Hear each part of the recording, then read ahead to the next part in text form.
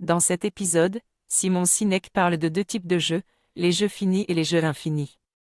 Les jeux finis ont des règles fixes, un objectif convenu et un début, un milieu et une fin, tandis que les jeux infinis ont des joueurs connus et inconnus, des règles modifiables et l'objectif est de perpétuer le jeu ou de rester dans le jeu aussi longtemps que possible.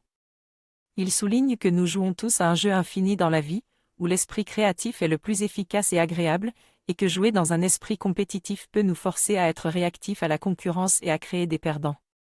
Simon utilise des exemples de conférences d'Apple et de Microsoft pour illustrer comment l'esprit créatif peut aider les organisations à se concentrer sur l'amélioration de leurs produits et leurs missions, plutôt que de chercher à battre la concurrence.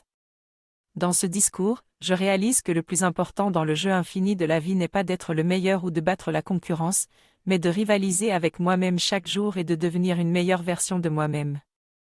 Pour cela, je dois améliorer la qualité de ma culture, la façon dont je fournis mes services et m'améliorer moi-même. Je comprends également l'importance de ne pas essayer de copier quelqu'un d'autre car cela peut me transformer en caricature. Au contraire, je dois être spontané et naturel.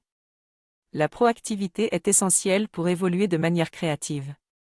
Dans le prochain épisode, je vais apprendre la science sur le fonctionnement des cellules et être plus compétent que la plupart des médecins dans le monde.